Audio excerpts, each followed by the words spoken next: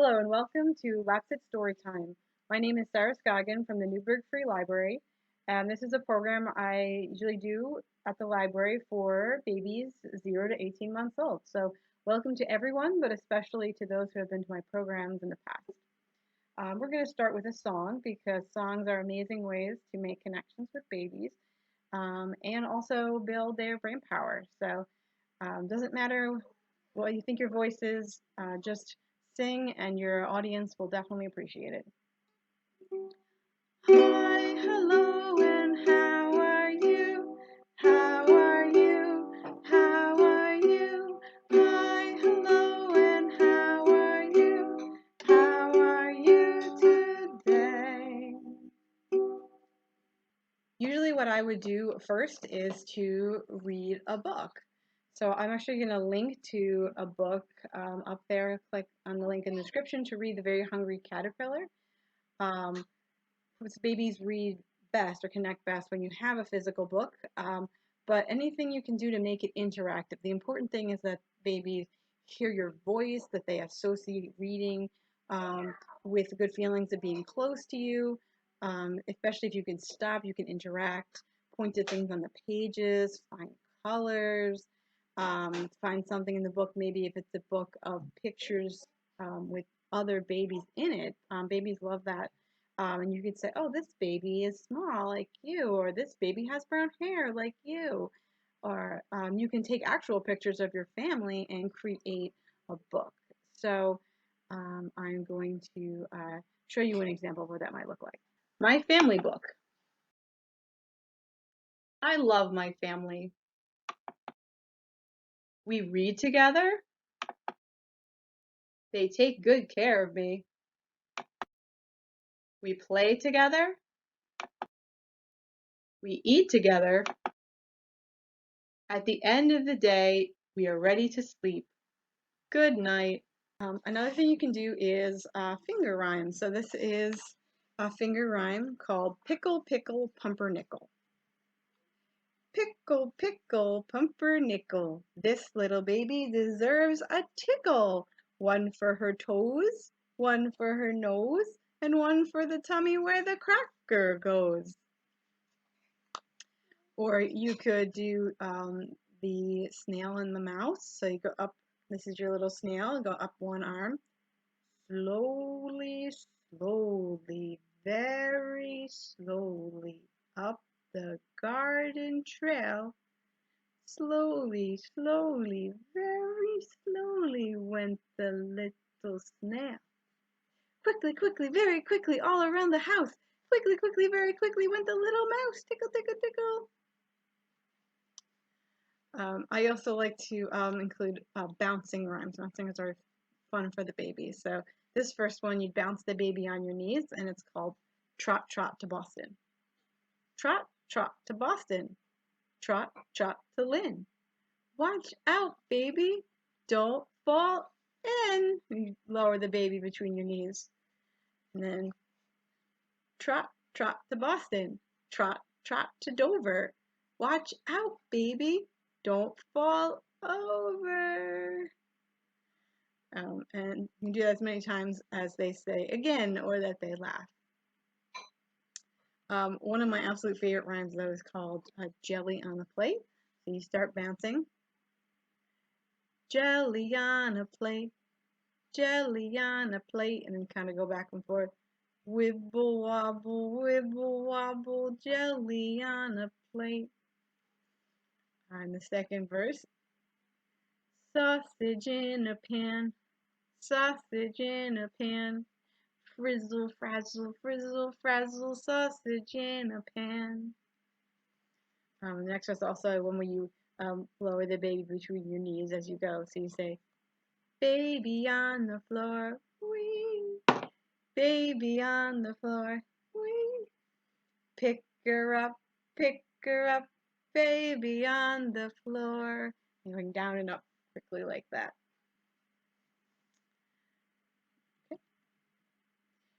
You could also do a nursery rhyme. A nursery rhyme is a great way to, again, make language It's more expressive. It slows down language. They can hear the rhymes. They can hear the rhythm. And they also hear words that they probably wouldn't normally hear in an everyday conversation. And babies learn much better from face to face than they do from a screen. The American Academy of Pediatrics actually did a study, and they found that babies weren't really learning language from screens hardly at all. The one exception is if it was a video conference, so they were actually talking to another person on a screen. So they really recommend as little screen time as possible. None if you can before age 18 months, so that they get that interaction time. So we could do a nursery rhyme and say, Humpty Dumpty sat on a wall. Humpty Dumpty had a great fall. Whee! All the king's horses and all the king's men couldn't put Humpty together again. You could even sort of clap the words with the baby. Humpty Dumpty sat on a wall. Humpty Dumpty had a great fall. All the king's horses and all the king's men couldn't put Humpty together again. And there are many, many different books, collections of nursery rhymes, Mother Goose, and more modern poems. You can feel free to make up your own poems. It's really hearing the voice and the vocabulary that makes the big difference.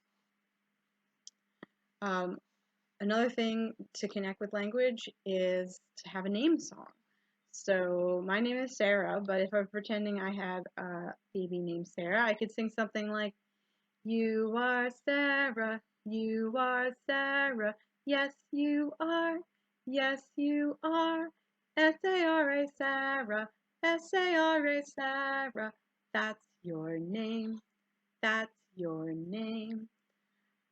So you could try to find a tune that fits your child's name. I've also put a link down in the description below this video to a website that has samples for different numbers of letters in the child's name to make it a little easier to find one that fits your child's name. But I encourage you to sing a name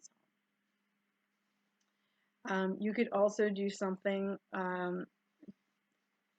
for movement, left and right. Of course, you could always just be holding the baby and say, oh, we're dancing to the right, and you are moving in the same direction as the baby, so to the right or to the left. Or you could sing something like Here We Go Looby Loo, which is a dance song, but you could do a sort of baby version, and holding the baby kind of like this in front of you, so you're facing the same direction. You could say, here we go looby loo, here we go looby lie, here we go looby loo, all on a Saturday night. I put my right arm in, I put my right arm out, I give my arm a shake, shake, shake, and I wave it all about. Here we go looby loo, here we go looby lie, here we go looby loo, all on a Saturday night. I put my left arm in, I put my left arm out, I give my arm a shake, shake, shake, and I wave it all about. Here we go looby loo, here we go looby lie, here we go looby loo, all on a Saturday night. So even though they can't understand left and right yet, they are getting the feel of left and right if you sing songs with those words in them, or you could do up and down, all different opposites.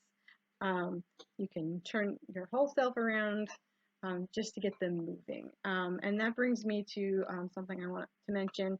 I always like to mention in story time the Newburgh Basics.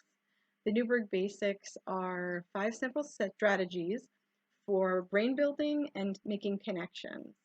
And I was very surprised to learn the first time I heard it that 80% of brain growth, the foundation of the brain, is built by age 3, so between 0 and 3.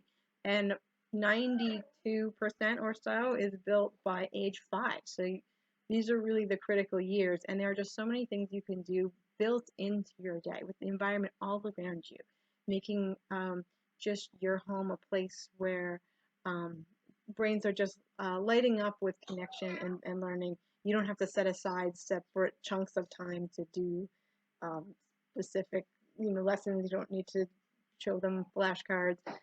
So the 5 strategies are number 1, to maximize love and manage stress. Strategy 2 is to talk, sing, and point to what you're talking about. Strategy 3 is to count, group, and compare, so mathematical thinking. Strategy 4 is to explore through movement and play, like I was doing with the dance, the moving. And strategy 5 is to read and discuss stories. So I will put a link to some videos that will go into more detail and actually show you what that looks like in action with babies. Finally, I want to suggest that you can do so many baby activities with materials you already have around your home. So my activity recommendation for today is to make an obstacle course. So if you have a baby who's crawling, or even just if they're just starting to crawl, you could just put a blanket, crawling from one blanket to another, or sliding. If they're crawling a little more, they could crawl over a pillow. The more active they get, they could crawl over cushions, they could crawl around things, or you could make a little tent over a chair and have them crawl under that. They could crawl through a box if you open both ends, a biggish box, they could crawl through there. So the more active they get, you can get more creative with your obstacle. So thank you so much for watching. If you have any ideas, comments, ways the library can help you, feel free to contact me at Scoggin, that's SSCOGGAN @rcls.org. Thank you for watching.